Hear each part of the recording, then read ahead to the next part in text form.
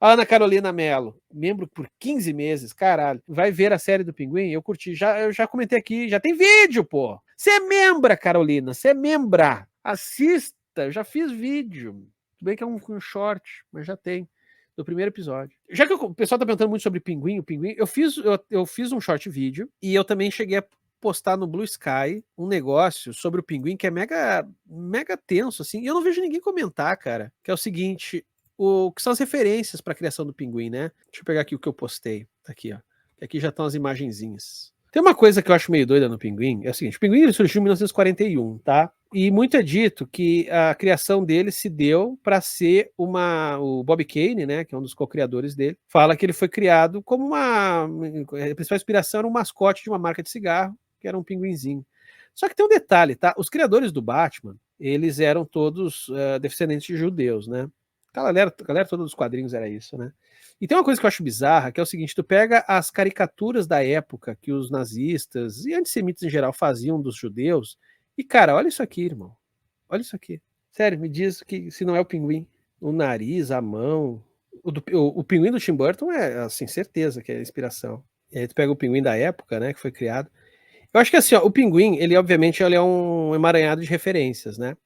Então tem uma coisa de ser um típico burguês do século XIX, todos os elementos estão ali, né? Monóculo, cigarrilha, guarda-chuva, aqui não aparece, mas a cartola, né? Os elementos da cartola. Então você tem a figura típica de um burguês do século XIX.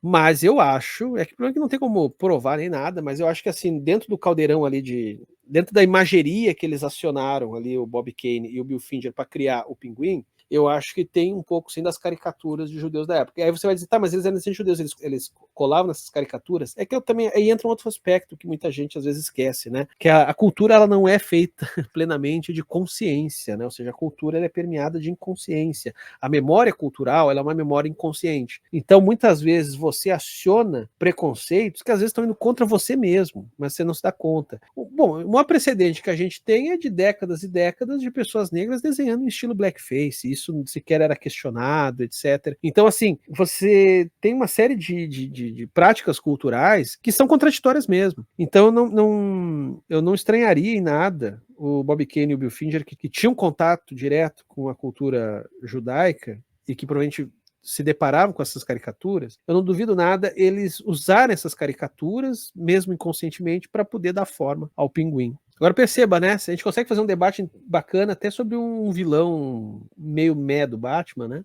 E que, pô, agora tá com uma série, e a série também é boa. Então, assim, é aquilo que eu sempre falo, tá? Não existe personagem ruim, não existe obra ruim, existem leituras ruins, né? E aqui leitura no sentido amplo, né? Interpretação, adaptação, ressignificação. Salve, Link, de boa. O que é a pós-modernidade e o que ela se difere da modernidade? Teria uma obra para comentar sobre?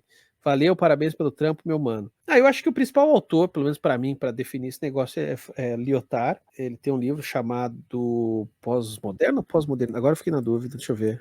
O Pós-Moderno, é isso. Eu estava na dúvida se era o Pós-Moderno ou a Pós-Modernidade. O Pós-Moderno, tá? Bom, explicação dessa galera sobre o que é pós-modernidade. Assim, ó, vamos lá. Primeiro a gente tem que distinguir pós-modernidade de pós-modernismo, por mais que isso sim, isso só atrapalha essa merda. Porque o pós-modernismo é algo muito associado a uma questão que acontece nas artes, tá? Pós-modernidade daí é mais amplo. Ou seja, o pós-modernidade engloba o pós-modernismo, mas o pós-modernismo não é igual ao pós-modernidade. Bom, enfim, sobre o que é o pós-moderno ou a pós-modernidade. Basicamente, pegando os principais intelectuais que vão definir esta porra, é a ideia de que há um colapso das chamadas grandes narrativas, ou seja, aquilo que organizava, estruturava o mundo moderno, e aqui também entra uma dificuldade de delimitar onde começa o moderno. Alguns autores vão dizer que o moderno começa com o Renascimento, o moderno começa ali século XIV, século XV, outros já vão dizer que o moderno é no século XIX, iniciozinho do século XIX, 1820, 1830, mas enfim. O ponto é que o mundo moderno, ele estabelece determinadas narrativas para o mundo, assim como o mundo antigo também fez. O lance é que o que é chamado de pós-moderno é quando essas grandes narrativas, essas maneiras de organizar o mundo, de dizer que o mundo vai vai ter progresso, vai ter, sei lá, liberdade, vai ter riqueza, enfim, coisas que estruturam o mundo, elas começam a colapsar. Então você tem a crise das grandes narrativas, né? E aí você vai dizer, tá, isso tá muito abstrato, vamos falar isso de uma maneira mais objetiva? Vamos. Por exemplo, o fenômeno que a gente chama de pós-verdade é um desdobramento do que se falava de pós-modernidade, ou seja, aquelas verdades que a gente tinha como um princípio entre nós, do tipo, olha, a gente pode discordar de 500 coisas, podemos ser os mais diferentes espectros políticos, mas existe uma verdade que a gente mais ou menos concorda. Por exemplo, que a Terra é redonda.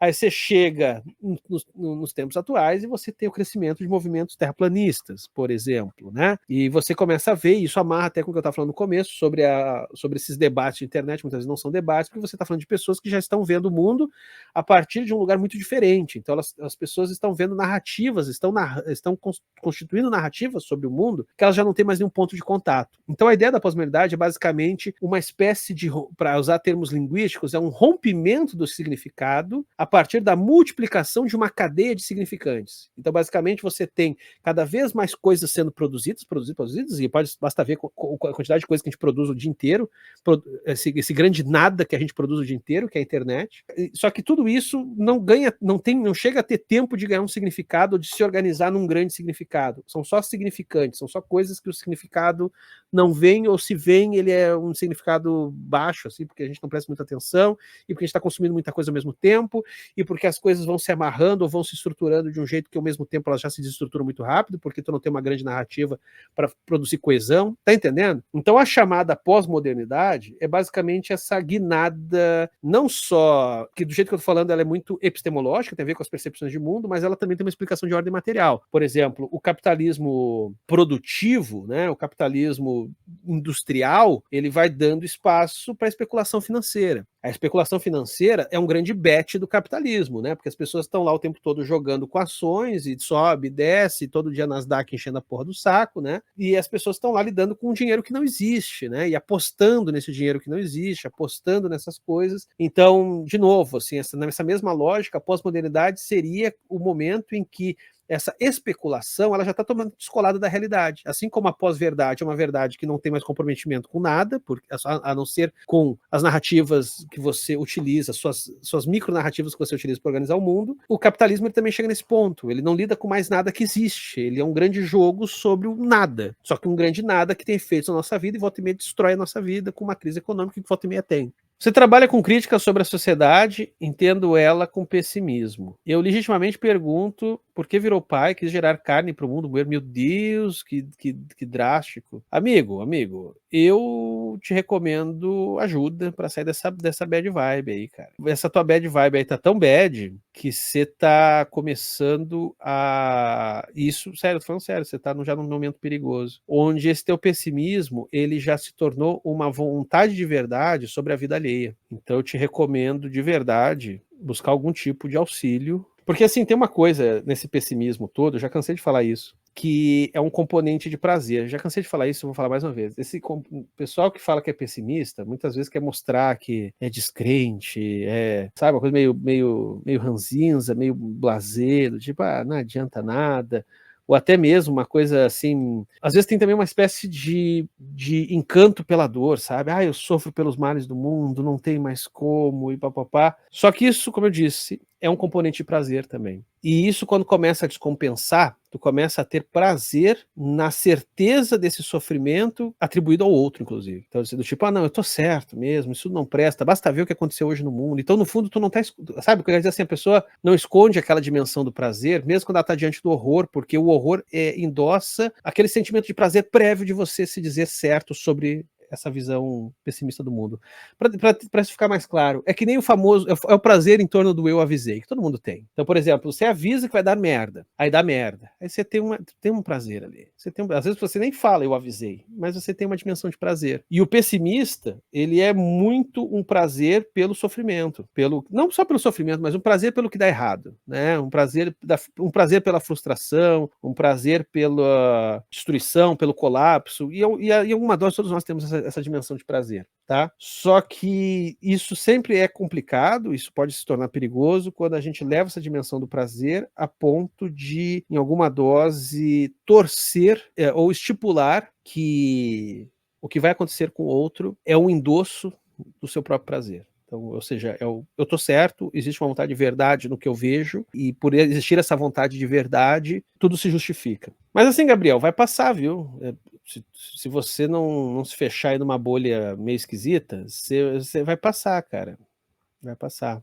Esse vídeo é um corte da Live do Caos que acontece no canal do Quadrinhos da Sarjeta todo domingo à noite por volta das 9h30, geralmente. Então curta e compartilhe este vídeo. E se inscreva lá no Quadrinhos da Sarjeta, assim como aqui no Cortes da Sarjeta, pessoa vagabunda.